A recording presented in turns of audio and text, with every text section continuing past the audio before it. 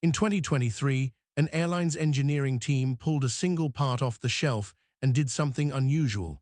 Instead of trusting the paperwork that came with it, they picked up the phone and called Safran, the company that actually builds these engines. They read out one certificate number and asked a simple question. "Did you issue this?" Safran checked. The answer came back, "No." That one phone call started to unravel a scheme that had already pushed more than 60,000 fake components into the world's most common jet engines. Parts that were flying, right then, on aircraft carrying passengers, and the whole thing hung on a piece of paper. The company at the center was called AOG Technics. The name plays on a term every airline dreads. AOG means aircraft on ground, a jet that can't fly because it's waiting on a part. When an engine is grounded, operators will pay almost anything to get the component they need fast. AOG Technics presented itself as a supplier who could find those hard-to-source parts quickly. On paper, it looked like a legitimate parts trader based in London. In reality, investigators found a shell with no warehouse and no real inventory of its own. What it was very good at producing was not parts, it was documents. To understand the fraud, you have to understand the paperwork. Every serviceable aircraft part travels with a certificate. In the United States, it's the FAA Form 8130-3. In Europe, it's the EASA Form One. In the trade, people just call it the RC, the Authorized Release Certificate. That single sheet is the part's passport. It states who made it or overhauled it, that the work met approved standards, and that the component is airworthy. A mechanic installing a fuel nozzle or a turbine blade doesn't melt it down to test the metal. They can't. They trust the certificate. The RC is the check that stands in for actually testing the part. Break that chain of trust, and a mechanic can bolt an unknown component into a running engine and never know. That's exactly the chain AOG Technics broke. Prosecutors say the company forged authorized release certificates, inventing the signatures and approvals that make a part legal to fly. The paperwork claimed the components had been built or overhauled by approved shops. They hadn't. Many parts had unknown histories. Some may have been used, out of life, or scrapped, then dressed up with clean documents.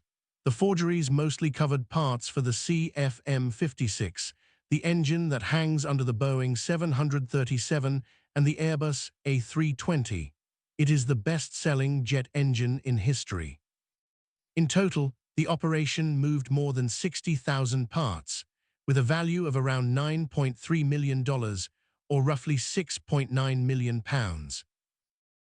Because the CFM56 is everywhere, the fake parts spread everywhere. Once a forged certificate looks clean, a component can pass from broker to repair shop to airline without anyone catching it. Affected carriers included Delta, American, Southwest, Ryanair, TAP Air Portugal, WestJet and Virgin Australia, major fleets on both sides of the Atlantic. These weren't obscure operators. They were some of the largest airlines in the world, and their supply chains had swallowed the paperwork without question. That's the quiet danger of a document-based system. When the documents are trusted, a good forgery travels exactly as far as a genuine part. Why does this matter so much? Think about where these parts go. A CFM56 turbine spins at thousands of RPM, with blades running in gas hotter than the melting point of the metal they're made from. Those parts are certified to a life measured in flight cycles for a reason. A blade that has already used up most of its fatigue life, sold as new, can fail without warning. And when a turbine blade lets go inside a running engine, it doesn't just stop the engine. Fragments can punch through the case. The whole point of the certificate is to guarantee that the part is what it claims to be, with the history it claims to have. Strip that away, and every installation becomes a gamble. So how did it stop? Not with an inspection, not with a part failing on a test bench. It stopped because in 2023, one airline decided to verify a single document with the manufacturer, Safran. When Safran couldn't confirm it, the thread began to pull. Regulators moved fast. The UK Civil Aviation Authority, the FAA, and Europe's EASA issued safety alerts warning operators to check their records for parts linked to AOG Technics. Airlines began pulling components and combing through logbooks. The scheme, which investigators say had been running since around 2019, was finally exposed. One verified certificate did what thousands of unverified ones could not. The response reshaped how the industry thinks about parts documents. Regulators and manufacturers pushed operators to verify certificates directly with the original engine makers rather than trusting the paper at face value. Safran and CFM set up ways to authenticate suspect paperwork. The lesson landed hard. A certificate is only as good as your willingness to check it. For decades, the system had leaned on trust to move fast, and mostly it worked. AOG Technics proved that trust, on its own, is not a control. This case is dramatic, but the underlying problem isn't new. Aviation has a name for it: suspected unapproved parts, or SUP. These are components whose paperwork or history can't be trusted. A frequently cited FAA estimate from the 1990s put unapproved parts at roughly 2% of the components installed on aircraft. Out of some 26 million parts a year, that worked out to more than 500,000 question marks.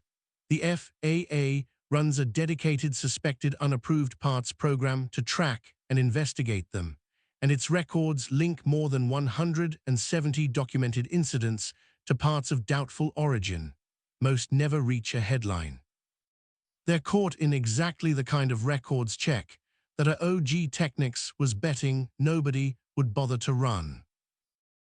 The man behind AOG Technics was its director, Jose Alejandro Zamora Yrala. On December 1, 2025, he pleaded guilty at Southwark Crown Court in London. In February 2026, he was sentenced to 4 years and 8 months in prison. Airlines have estimated their losses from inspecting, grounding, and replacing suspect parts at more than £39 million, far beyond the value of the parts themselves. But the real cost was almost worse. For roughly 4 years, the safety of some of the busiest jets in the sky rested on documents that no one checked. The paperwork chain isn't the boring part of keeping a jet safe. It is the safety system, and it only works when someone, somewhere, still bothers to pick up the phone and ask, "Is this real?"